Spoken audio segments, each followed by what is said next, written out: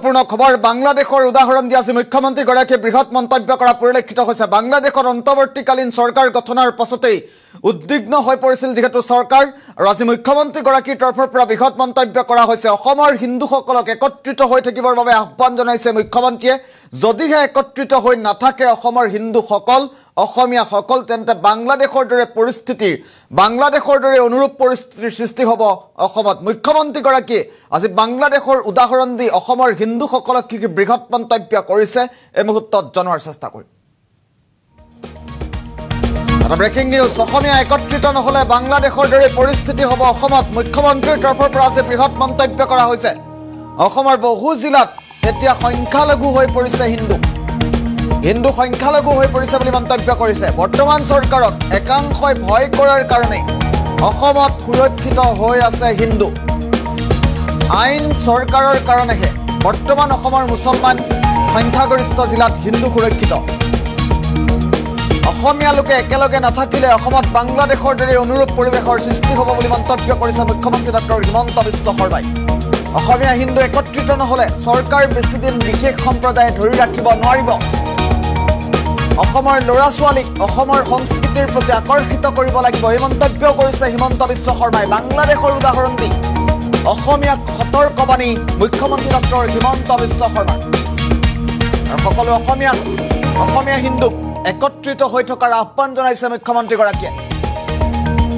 অসমীয়া একত্ৰিত নহ'লে বাংলাদেশৰ দৰে অনুৰূপ পৰিস্থিতিৰ অসমত সৃষ্টি হ'ব বুলি মন্তব্য কৰিছে। কালিৰ দিনটোত যিহেতু বাংলাদেশত অন্তৰ্বৰ্তীকালীন চৰকাৰ গঠন হ'ল, আৰু তাৰ পাছত অসমলৈ যিটো হাৰত বাংলাদেশৰ পৰা বাংলাদেশী আহিবলৈ চেষ্টা কৰিছে সেয়া দেখুৱাইছিলোঁ আমি। সবিস্তাৰ তথ্য আমি কালিৰ দিনটোত প্ৰকাশ কৰিছিলোঁ। আৰু তাৰ পাছত আজি মুখ্যমন্ত্ৰী ডক্টৰ হিমন্ত বিশ্ব শৰ্মাই বৃহৎ মন্তব্য কৰা পৰিলক্ষিত হৈছে। মুখ্যমন্ত্ৰীৰ মন্তব্য আছে মুহূৰ্তত, পোনে পোনে মন্তব্য আগবঢ়াইছোঁ।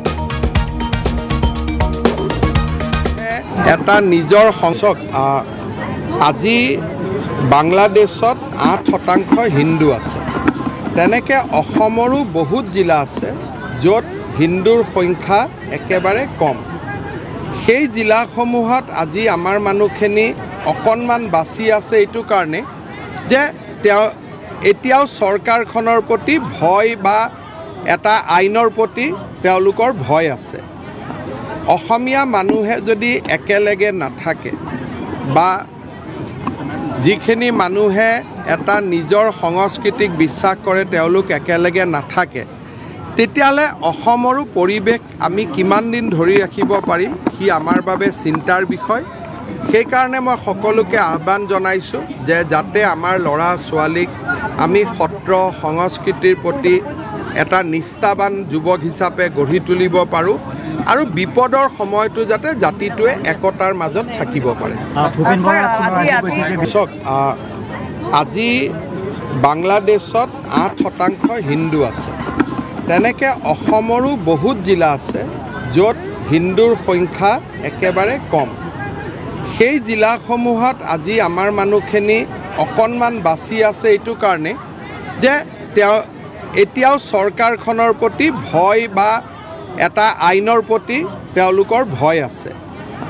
অসমীয়া মানুহে যদি একেলগে নাথাকে বা যিখিনি মানুহে এটা নিজৰ সংস্কৃতিক বিশ্বাস কৰে তেওঁলোক একেলগে নাথাকে, তেতিয়াহ'লে অসমৰো পৰিৱেশ আমি কিমান দিন ধৰি ৰাখিব পাৰিম সি আমাৰ বাবে চিন্তাৰ বিষয়। সেইকাৰণে মই সকলোকে আহ্বান জনাইছোঁ যে যাতে আমাৰ ল'ৰা ছোৱালীক আমি সত্ৰ সংস্কৃতিৰ প্ৰতি এটা নিষ্ঠাবান যুৱক হিচাপে গঢ়ি তুলিব পাৰোঁ, আৰু বিপদৰ সময়টো যাতে জাতিটোৱে একতাৰ মাজত থাকিব পাৰে। আজি বাংলাদেশত 8% হিন্দু আছে। তেনেকৈ অসমৰো বহুত জিলা আছে য'ত হিন্দুৰ সংখ্যা একেবাৰে কম। সেই জিলাসমূহত আজি আমাৰ মানুহখিনি অকণমান বাচি আছে এইটো কাৰণে যে এতিয়াও চৰকাৰখনৰ প্ৰতি ভয় বা এটা আইনৰ প্ৰতি তেওঁলোকৰ ভয় আছে। অসমীয়া মানুহে যদি একেলগে নাথাকে বা যিখিনি মানুহে এটা নিজৰ সংস্কৃতিক বিশ্বাস কৰে তেওঁলোক একেলগে নাথাকে, তেতিয়াহ'লে অসমৰো পৰিৱেশ আমি কিমান দিন ধৰি ৰাখিব পাৰিম সি আমাৰ বাবে চিন্তাৰ বিষয়। সেইকাৰণে মই সকলোকে আহ্বান